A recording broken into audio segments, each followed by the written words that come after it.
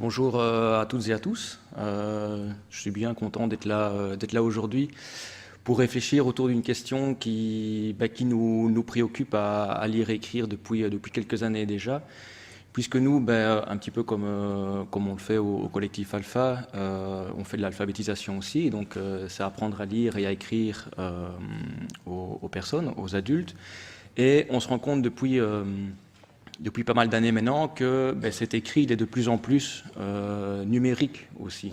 Et je pense que chacun peut le constater dans sa vie quotidienne, que ce soit dans sa vie professionnelle, sociale, familiale. On est de plus en plus amené à manipuler des écrits qui sont numériques. Et dès lors, c'est poser la question aussi de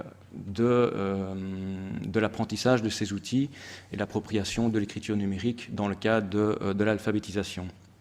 Alors je ne vais pas faire tout un historique non plus du développement un peu de tout ça. Moi je dirais juste que ça a été reconnu quand même comme une priorité vraiment pour l'alphabétisation dans le plan bruxellois pour l'alphabétisation en 2002, qui a vraiment la lutte contre la fracture numérique est identifiée comme une priorité à ce moment-là. Et puis au milieu des années 2000, à lire et écrire, on a commencé vraiment à développer des activités en ce sens-là avec, je vais refaire un peu de publicité pour l'Europe, le soutien du Fonds social européen, et on espère d'ailleurs pouvoir le continuer à l'avenir. Et donc un projet vraiment d'intégration des nouvelles technologies dans le cadre des formations en alphabétisation. Alors dans un premier temps, ça a surtout constitué à résoudre le problème d'équipement, l'accessibilité vraiment au matériel. Et donc il y a les locales de lire et écrire et d'une quinzaine d'associations d'alphabétisation ont pu être équipées d'un espace pour permettre aux apprenants d'avoir un accès au matériel. Et puis s'est posé la question, c'est bien d'avoir du matériel, il faut encore pouvoir l'utiliser. D'où l'importance d'avoir des formations aussi des formateurs et du personnel des associations pour être capable d'utiliser les machines.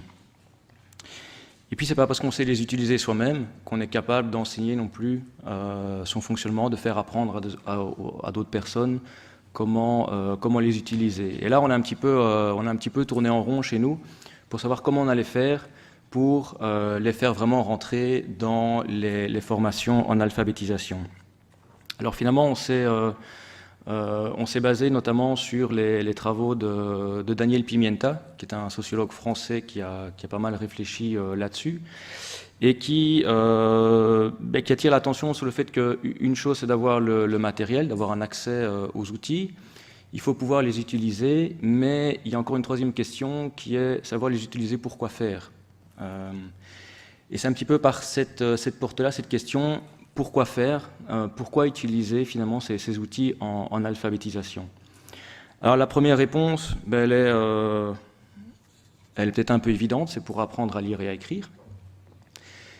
Et donc, voilà, ce sont des outils qui vont venir vraiment au service de ce projet des apprenants, des personnes qui viennent chez nous, qui viennent pas pour apprendre à coder ou à faire du tableur Excel, mais bien pour apprendre à lire et à écrire. Et donc, ces outils doivent vraiment venir au service de ce projet-là.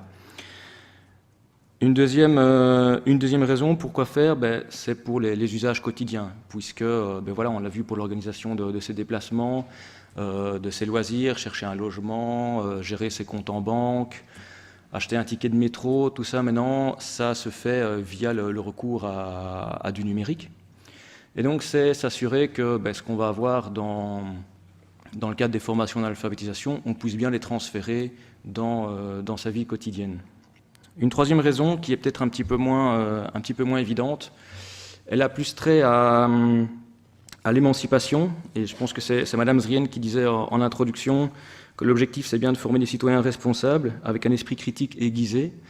Il y a bon nombre d'associations d'alphabétisation qui travaillent dans le cadre de l'éducation permanente, donc qui ont une visée vraiment d'une alphabétisation populaire, qui vise à former les personnes pour leur permettre de comprendre le monde dans lequel ils se trouvent, de pouvoir l'analyser, le critiquer, participer à des processus de transformation de la société. Et donc c'est important aussi d'intégrer cette dimension-là. Alors je vais prendre un exemple pour montrer un peu concrètement ce que ça peut donner. en se basant par exemple sur un groupe de lecture et d'écriture, donc un groupe qui apprend à lire et à écrire. On peut imaginer au bout d'un moment qu'ils ont écrit voilà, une série, quelques textes, et puis il va se poser la question, est-ce qu'on va les faire lire? Est-ce qu'on écrit pour soi, ce qui est intéressant aussi, ou bien est-ce qu'on va les faire lire à d'autres? Parce qu'on peut aussi écrire pour être lu. Et là, les technologies de l'information et de la communication sont par essence des outils de communication, de diffusion.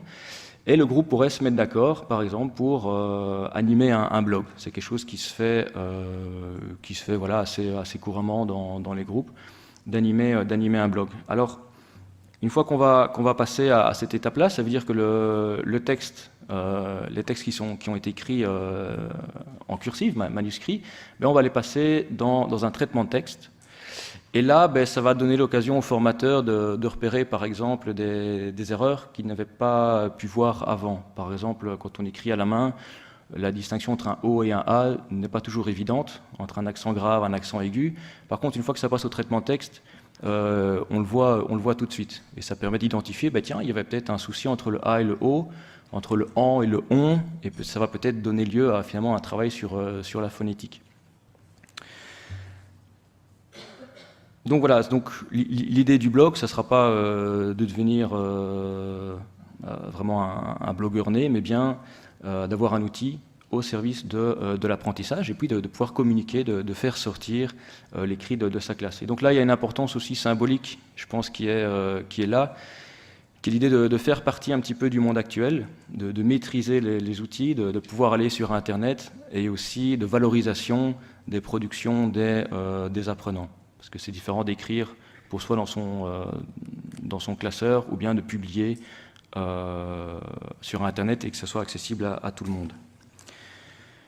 Alors quand on fait un blog, au bout de quelques textes, on va peut-être avoir envie de changer la couleur de son texte, on va peut-être avoir envie de changer la police, un petit peu de mise en page, et donc ça va donner lieu finalement à avoir un petit peu de base en traitement de texte.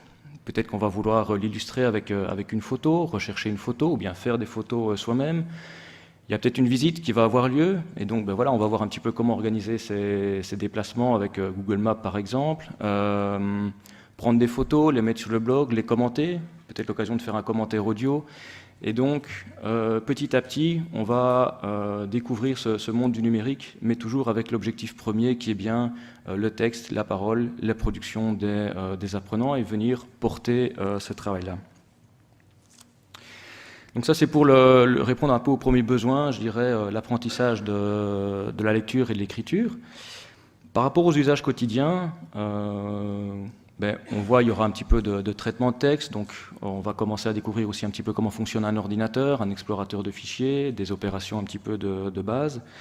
Et puis, apprendre à se connecter à une interface administrateur dans un bloc, s'enregistrer, se connecter, l'importance de la déconnexion. Et ce sont des procédures qu'on va pouvoir appliquer après dans d'autres cas quand on va se connecter sur son interface bancaire par exemple. Donc attirer l'attention là-dessus.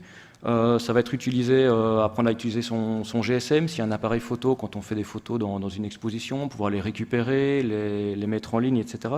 Et donc il y a différents usages qu'on va vraiment essayer de pouvoir transférer ailleurs. Et donc l'idée ne va pas être de transmettre des procédures où on apprend par cœur comment faire, mais bien des logiques, des manières de faire.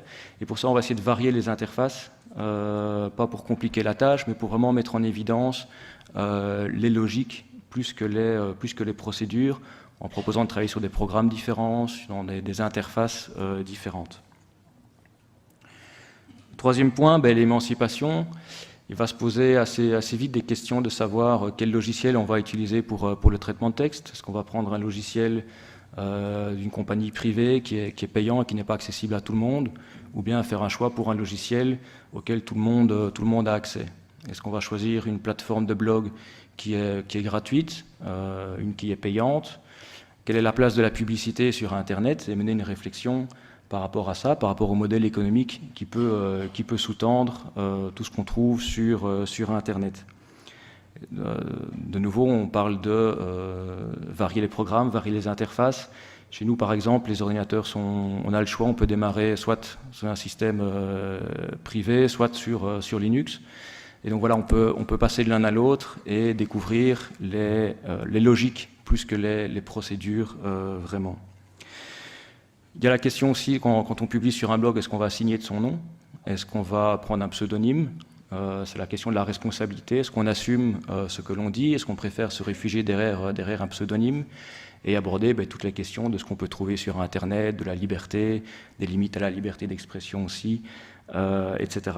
Alors je pense que arriver à articuler ces trois dimensions, c'est un peu le défi auquel est confronté le formateur, parce que c'est lui finalement qui va essayer de faire du lien entre les apprentissages de lecture et d'écriture, la transférabilité vers la vie quotidienne, et puis toutes ces questions plus éthiques qui vont permettre peut-être à aiguiser ce regard critique de l'apprenant par rapport à la société. Et donc l'importance de trouver un équilibre là-dessus en ne perdant pas de vue que l'objectif premier est bien d'apprendre à lire et à écrire. Voilà, merci.